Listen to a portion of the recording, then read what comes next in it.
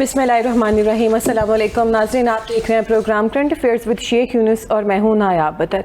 नाज़रीन, हम बात करेंगे कि इस टाइम जो दुनिया है ये इस वक्त एक बहुत ही ख़तरनाक मोड़ के ऊपर खड़ी हुई है, जहां पर ट्रंप जो है वो धमकियां लगा रहे हैं कि मैं न्यूक्लियर हमला कर दूंगा ईरान के ऊपर, और इसके साथ साथ ईरान की जानिब से बहरी जहाज़ों पर जो है वो भी कब्ज़ा उन्होंने कर लिया। भारत की चीखों पुकार भी वो भी जारी है। लेकिन अभी एक बहुत अच्छी खबर सामने आई है, और वो ये है कि जो हम सुनते आ रहे थे पिछले दिनों के ईरान अमेरिका के जो मुज़ाकरात हैं उनका सेकंड राउंड होने जा रहा है, लेकिन कभी कहते थे सोमवार को होगा, फिर 2-3 दिन बाद की बताया गया कि शायद तब हो सके मुज़ाकरात, लेकिन ये मुज़ाकरात हो ना सके। लेकिन अभी जो खबर सामने आई है वो ये सामने आई है कि ईरानी वज़ीर ख़ारजा की आज इस्लामाबाद आमद जो है वो मतवक्के है, और अमेरिका से भी एक वफ्द जो है वो पाकिस्तान पहुँच सकता है। अभी इसके इम्कानात हैं, कोई डेडलाइन या कोई डेट जो है टाइम वो भी शेड्यूल जारी नहीं किया गया है। इन सारे मौज़ूआत पर बात करेंगे। हमारे साथ स्टूडियो में मौजूद हैं शेख यूनुस साहब। सर कैसे हैं आप? ठीक हैं जी सर, आपसे अभी प्रोग्राम का आगाज़ करूंगी मैं। सबसे पहले हम ये जो मुज़ाकरात हैं इसको डिस्कस करेंगे, लेकिन उससे भी पहले हम थोड़ी सी बात करेंगे कि इंडिया और इसराइल जो है field marshal general Asim Munir से खौफज़दा क्यों हैं। फोकस न्यूज़ के जर्नल आसिम मुनीर के खिलाफ प्रोपोगंडे के बावजूद डोनाल्ड ट्रंप का जो है फील्ड मार्शल साहब पर एतमाद का इजहार। सर आप क्या समझते हैं, वो क्यों एतमाद करते हैं, क्या वजूहात हैं आपकी नज़र में? जी सर। बहुत शुक्रिया नायाब। इंडियन मीडिया की चीखों पुकार हम आज से नहीं सुन रहे जी, ये हम काफ़ी देर से सुन रहे हैं, लेकिन इसमें हमें तेज़ी उस वक़्त नज़र आ रही है जिस वक़्त हमारे फील्ड मार्शल साहब, हमारे वज़ीर आज़म साहब जिस तरीके से सफारती कामयाबियां समेट रहे हैं, उसी तरीके से हम इंडिया के अंदर चीखों पुकार हमें नज़र आती है। क्योंकि उनका जो एक इमेज था, उन्होंने जो मोदी का एक नायाब जो एक इमेज बनाया हुआ था वो अब दुनिया को कहीं नज़र नहीं आ रहा। उन्होंने मोदी को जिस तरीके से एक विश्व गुरु वो कहते हैं अपनी ज़ुबान में, उसको वो कह रहे थे, और वो कहते थे कि हमारे मोदी का 56 इंच का सीना है, तो उससे वो किसी भी दुनिया में विश्व गुरु के तौर पे जहां चाहें वो बात करवा सकते हैं, मुज़ाकरात करवा सकते हैं, जिस तरफ वो खड़े हों तो मोदी जो चाहें वो कर सकते हैं। लेकिन ये चीज़ें हमें सिर्फ बॉलीवुड में नज़र आती हैं और उनकी जो फिल्मों में नज़र आती हैं। हकीकत नायाब बिल्कुल इस वक्त जो है ना वो बिल्कुल अपोजिट है, मुख्तलिफ है। जिस तरीके से हमारे फील्ड मार्शल साहब, जिस तरीके से हमारे वज़ीर आज़म शहबाज शरीफ साहब सफारती कामयाबियाँ समेट रहे हैं, जिसकी मौजूदा वाज़ेह मिसाल हमें आज भी नज़र आई है कि फील्ड मार्शल साहब की कोशिशों से, वज़ीर आज़म शहबाज शरीफ साहब की कोशिशों से आज दोबारा अमेरिका और ईरान को मुज़ाकरात की टेबल पर लाया जा रहा है, और ये बहुत बड़ी पेशरफ्त है। तो नायाब थोड़ा सा मैं इंडियन मीडिया के बारे में थोड़ा सा आपको बताता चलूँगा। उसमें इंडियन मीडिया की आपको 2 कैटेगरीज नज़र आएंगी।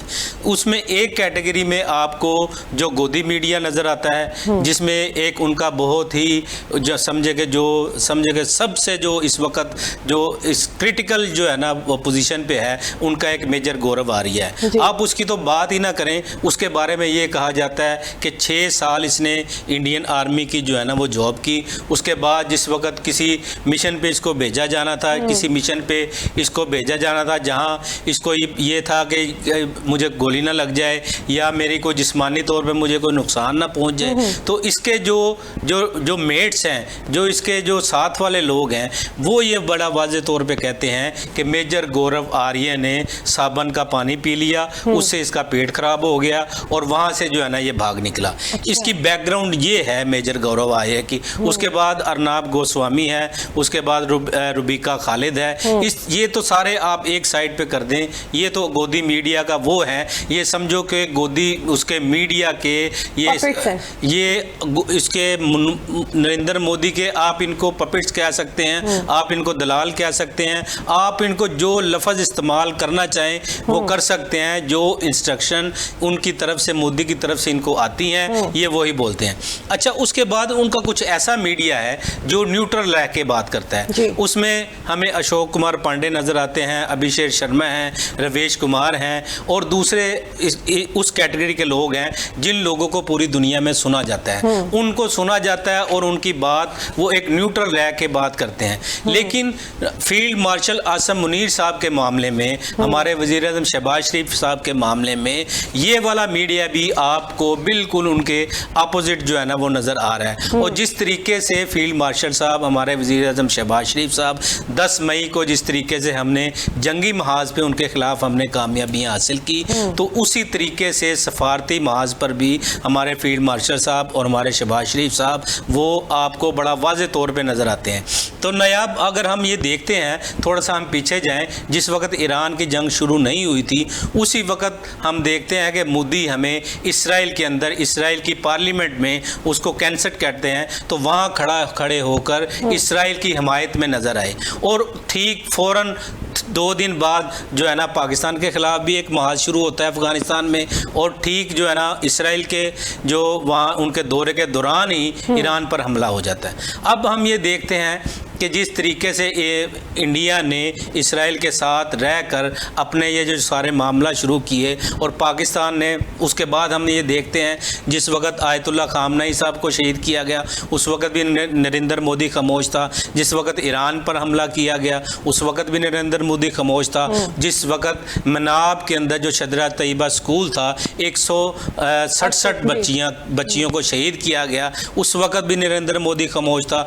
नरेंद्र मोदी उस वक्त बोलता है जब उसने अपने जहाज़ों को आबनाए हरमत से निकालना होता है। उस वक्त जो ईरानी जो इंडियन जो वज़ीर ख़ारजा हैं वो ईरानी वज़ीर ख़ारजा से रब्ता करते हैं, आप हमारे जो जहाज़ है निकलने दें। उससे पहले इन्होंने किसी भी जगह ईरान की हिमायत नहीं की।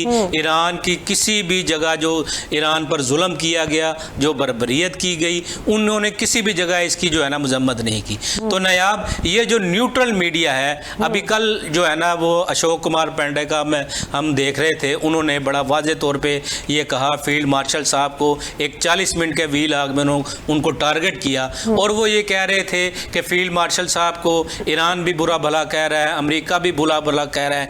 तो नया मैं अब ये थोड़ा सा आपको बताता चलूँ, हमारे फील्ड मार्शल साहब को जो आज उन्होंने सफारती कामयाबी हासिल की है, ये इस चीज़ का बड़ा वाज़े तौर पे सबूत है कि ईरान भी हमारे फील्ड मार्शल साहब की इज़्ज़त कर रहा है। तो फॉक्स न्यूज़ ने जो फील्ड मार्शल साहब के ख़िलाफ़ प्रोपोगंडा किया था, उस प्रोपोगंडे के बावजूद अमेरिका भी पाकिस्तान के ऊपर एतमाद कर रहा है। और अगर इसके बरक्स हम देखें, आपकी और इंडिया की, इंडियन मीडिया की जो पोजीशन है वो हमें डोनाल्ड ट्रंप वाज़े तौर पे इनको गालियां देता हुआ नजर आ रहा है। और ये उन्होंने कल वाज़े तौर पे कहा है कि इंडिया में और जहन्नुम में कोई फर्क नहीं है, जहन्नुम का घड़ा है इंडिया। जी बिल्कुल।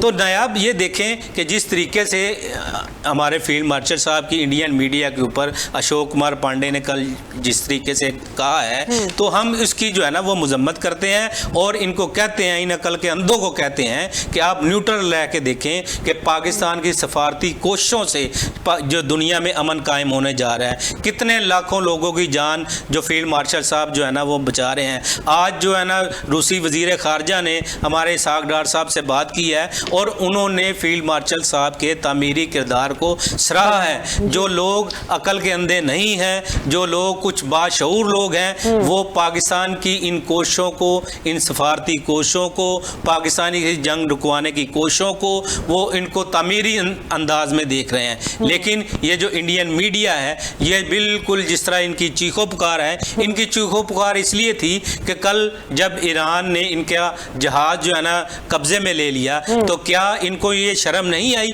कि ये को मीडिया पे आकर ये कहें कि हमारे जहाज़ को ईरान ने कब्जे में ले लिया है और डोनाल्ड ट्रंप हमें गालियां निकाल रहा है। असल में गालियां तो इनको पड़ रही हैं। हमारे फील्ड मार्शल साहब ने जो जिस तरह पाकिस्तान के 24 करोड़ अवाम का सर फखर से बुलंद किया है, और इसी तरह ही 1 अरब 30 करोड़ अवाम का सर मोदी ने बिल्कुल शर्म से झुका दिया है। अगर आप कंपैरिजन करेंगी पाकिस्तान के फील्ड मार्शल साहब और पाकिस्तान के वजीर आजम शहबाज शरीफ साहब, जिस तरीके से उन्होंने दुनिया को जंग में जाने से बचाया है, लाखों लोगों की जिंदगियां बचाई हैं, ये जिस तरीके से इंडियन मीडिया इनके खिलाफ भोंकता है, तो हमें जो है ना बिल्कुल अपने फील्ड मार्शल साहब के साथ, वजीर आजम शहबाज शरीफ साहब के साथ खड़ा होना चाहिए। और सोशल मीडिया पर जहां कहीं भी इनके खिलाफ हमें कोई पोस्ट नजर आती है, ये पाकिस्तान के लोगों की, पाकिस्तान के अवाम की ये जिम्मेदारी है बड़ा वाज़ेह तौर पे जाके वहाँ कमेंट्स में जवाब दें, क्योंकि हम फील्ड मार्शल साहब के साथ, शहबाज शरीफ के साथ बिल्कुल शाना बिशाना खड़े हुए हैं। बिल्कुल हम खड़े हुए हैं। अच्छा सर, जिस तरीके से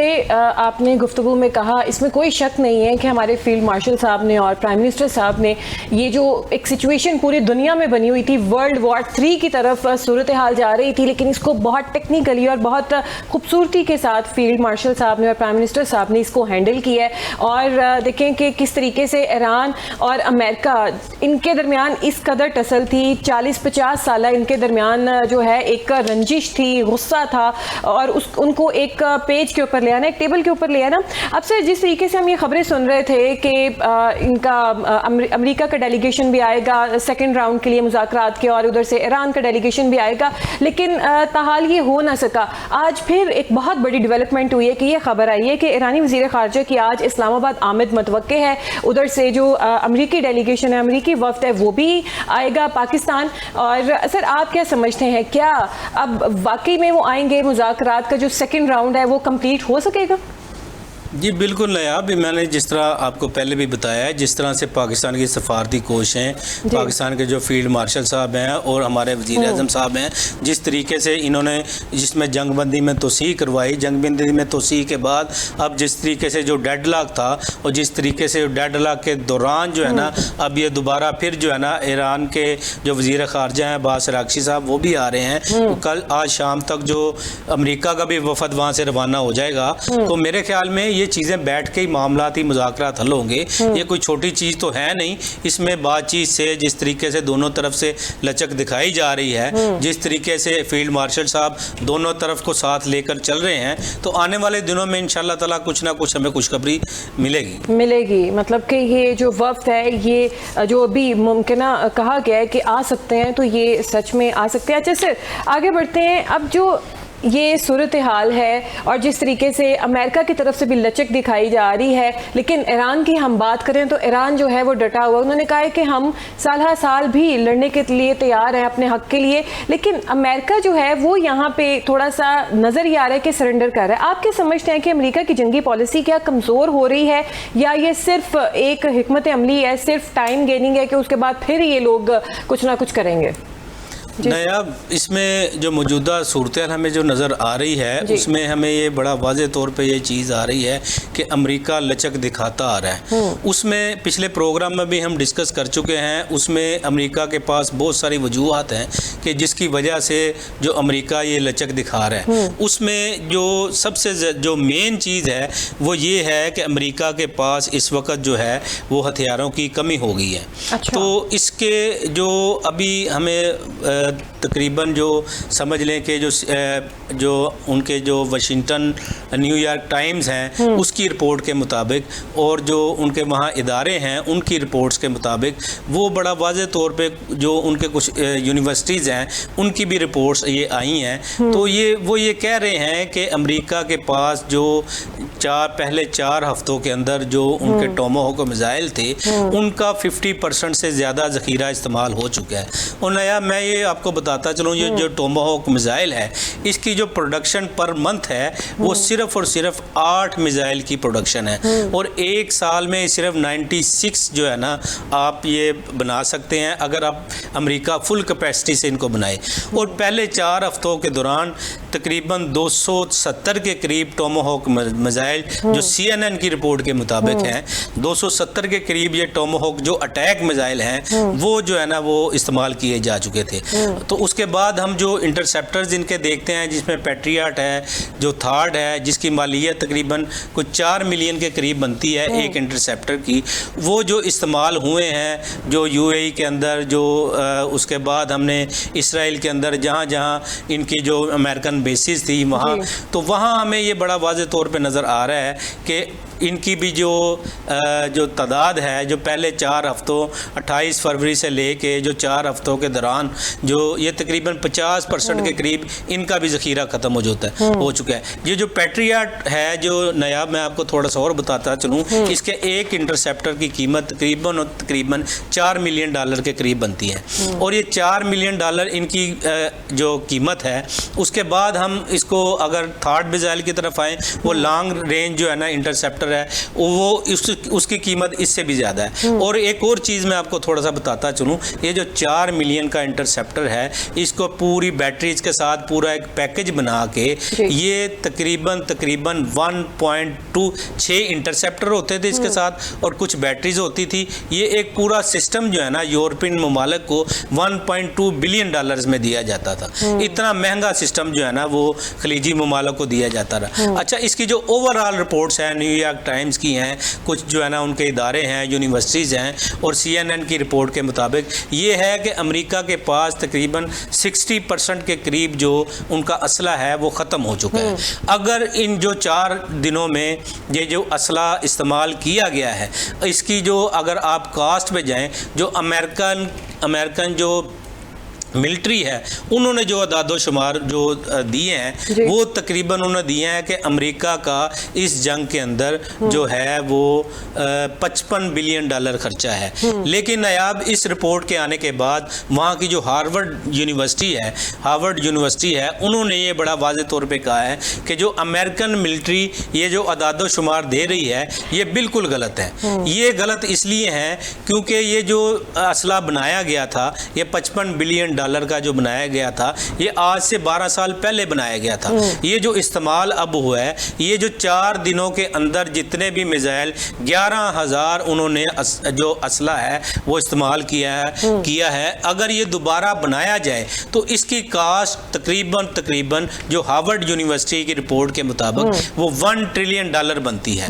तो $1 ट्रिलियन का ये जो अदादो शुमार जो यूनिवर्सिटी बता रही है, तो वो ये कह रहे हैं कि $1 ट्रिलियन जो इस जो 50 दिनों की जंग थी या 53 दिनों की जंग थी, इस जंग के अंदर अमेरिका का $1 ट्रिलियन का जो खर्चा आ चुका है। तो नायाब, थोड़ा सा मैं और आपको बताता चलूँ, माजी में जो भी जंगें लड़ी हैं, उसमें अफगानिस्तान की जंग आपने ये देखा कितने साल चली। उसमें अफगानिस्तान की जंग में टोटल इनका $2 ट्रिलियन खर्चा हुआ था।